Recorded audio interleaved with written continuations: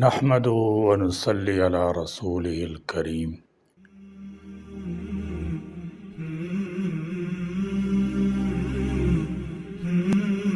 حکومتی سطح پر گندم کی درآمد میں بدترین ہیرا پھیری، منافع خوری اور بددیانتی کا اسکینڈل سامنے آنا افسوسناک اور شرمناک ہونے کے ساتھ ساتھ اس بات کا بھی غماز ہے کہ حکومتی اشرافیہ میں کس قدر بے حسی، حرص و ہوس اور مفاد پرستی سرایت کر چکی ہے۔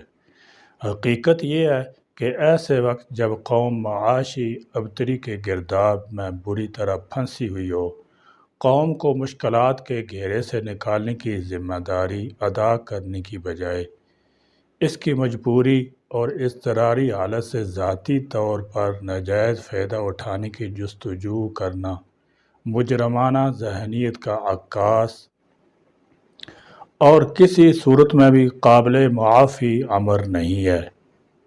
اس اسکینڈل کی تفصیل یہ ہے کہ نگران حکومت کے دور میں گندم اور آٹے کی قلت پیدا ہو گئی یا پیدا کی گئی، حالانکہ حکومت کا مسلسل یہ دعویٰ تھا کہ اس بار گندم کی فصل بہت اچھی ہوئی ہے۔ القصہ مختصر، قلت نے سر اٹھایا تو آنن فانن آٹے اور روٹی کی قیمت میں اضافہ ہو گیا اور عوام کی مشکلات میں ایک اور اضافہ ہو گیا۔ اس صورتحال میں نگران حکومت نے گندم کی اس قلت کو دور کرنے کے نام پر مختلف ممالک سے بڑے پیمانے پر گندم درآمد کرنے کا فیصلہ کیا۔ نگران حاکموں کی بدنیتی، بددیانتی اور بدتنیتی کا اندازہ اس سے لگایا جا سکتا ہے کہ ایک تو گندم ضرورت سے کہیں زیادہ مقدار میں درآمد کی گئی اور دوسرے یہ سارا کام انتہائی عجلت میں انجام دیا گیا، جس کا مقصد یہی ہو سکتا ہے کہ نگران دور مکمل ہونے اور منتخب حکومت آنے سے پہلے دام کھڑے کیے جا سکیں۔ اطلاعات کے مطابق ملک میں گندم کی اچھی خاصی فصل ہونے کے باوجود اپنے کسان بھائیوں اور کاشتکار بھائیوں سے خریداری کو التوا میں رکھ کر مختلف ممالک سے گندم کی درآمد کو ترجیح دی گئی۔ گندم بحران نے کسان طبقے میں بے چینی کی لہر پیدا نہیں کی بلکہ اسے کاشتکاری سے بھی متنفر کر دیا ہے۔ کس قدر قابل رحم صورتحال ہے کہ پروڈیوسر اپنی پروڈکٹ یا پروڈکشن کی قیمت کا تعین بھی نہیں کر سکتا۔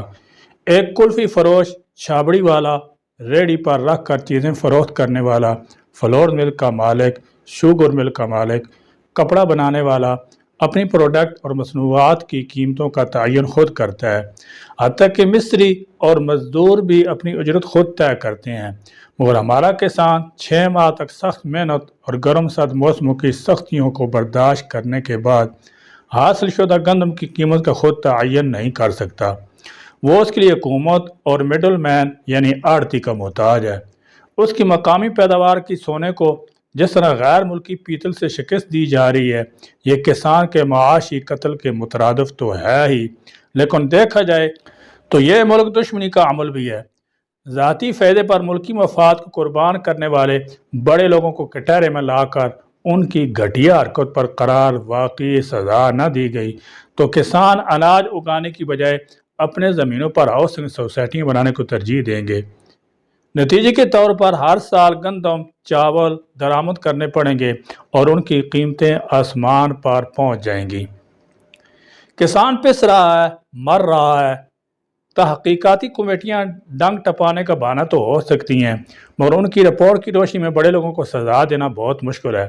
معاملے کو سمجھنے اور پھر اس پر سوچ بچار کرنے کی ضرورت ہے۔ حکمرانوں اور سیاستدانوں کے فیصلوں کی بھینٹ چڑھ کر عوام پہلے ہی مہنگائی کی چکی میں پس رہے ہیں، اب کسان کو کنگال کیا جا رہا ہے اور کسان کنگال ہو رہا ہے۔ سوچنے کی بات ہے کہ ان حالات میں کیا اگلے سال کسان گندم اگائے گا؟ کیا ملک کی ضروریات کے لیے آئندہ سال گندم دستیاب ہوگی؟ ہم کب تک غیروں کی خاطر اپنا گھر برباد کرتے رہیں گے؟ تحقیقات کا جو بھی نتیجہ نکلے اور میاں شہباز شریف کی رپورٹ میں جو بھی حقائق درج ہوں، فوری کام کسان کی اششوئی کرنا اور اس کی گندم مارکیٹ ریٹ پر خریدنا ہے۔ جناب نواز شریف اس سلسلے میں وزیر اعظم کو مناسب ہدایات جاری کریں۔ حکومت کے غلط فیصلوں کی سزا کسانوں کو نہ دی جائے۔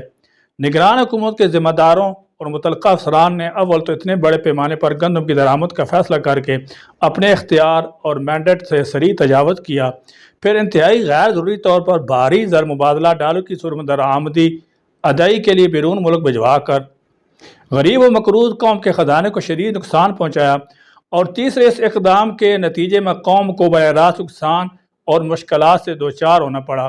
یہ وہ عوامل ہیں جن کی بنیاد پر اس فیصلے کے تمام کرداروں کا سخت احتساب ضروری ہو جاتا ہے۔ یہ بڑی شرمناک بات ہے کہ سابق نگران وزیر اعظم انوار الحق کاکڑ بجائے اس اسکینڈل کا کوئی معقول جواب فراہم کرنے کے بڑی ڈٹھائی کے ساتھ کہتے پھر رہے ہیں کہ ہم نے عوام کے مفاد میں درست فیصلہ کیا ہے۔ وزیر اعظم شہباز شریف کی جانب سے بدترین بد انتظامی، سنگین کرپشن اور قوم کو ذاتی مفاد کے لیے مشکل میں ڈالنے کے اس جرم پر برہمی کا اظہار بجا اس مجرمانہ اقدام کی تحقیقات اور ذمہ داروں کے احتساب کا اعلان درست اور بروقت ہے۔ یہ بھی اطمینان کا باعث ہے کہ متعلقہ تحقیقاتی کمیٹی نے زور و شور سے اپنا کام کا آغاز بھی کر دیا ہے، تاہم اصل کام اس معاملے کو اس کے منطقی انجام تک پہنچانا ہے۔ بدقسمتی سے اس طرح کے معاملات میں تحقیقات اور سزا و جزا کا اعلان تو بڑے جوش و جذبے سے کر دیا جاتا ہے اور شروع میں سلسلہ آگے بھی بڑھتا ہے، مگر بہت جلد معاملہ حکومت عدم توجہی کے باعث سطحانے کی نظر ہو جاتا ہے۔ تحقیقاتی کمیٹیوں کے متعلق عوام کی یہ سوچ کہ ان کا مقصد حقائق سامنے لانا نہیں بلکہ حقائق پر پردہ ڈال کر مجرموں اور ذمہ داروں کو ہی بچانا ہوتا ہے۔ دراصل کمیٹیوں کے تلخ تجربات کے باعث ہی پروان چڑھی ہے۔ ضرورت اس امر کی ہے کہ تحقیقات جلد از جلد مکمل کر کے متعلقہ اداروں میں شفافیت کے ساتھ مقدمات کو آگے بڑھائے اور بلا امتیاز سب ذمہ داروں کو سزا دینے کے ساتھ قومی خزانے کے نقصان کی بھرپائی بھی انہی سے کی جائے تاکہ آئندہ کسی کو ایسے قومی جرائم کی ہمت نہ ہو۔ وما علینا الا البلاغ۔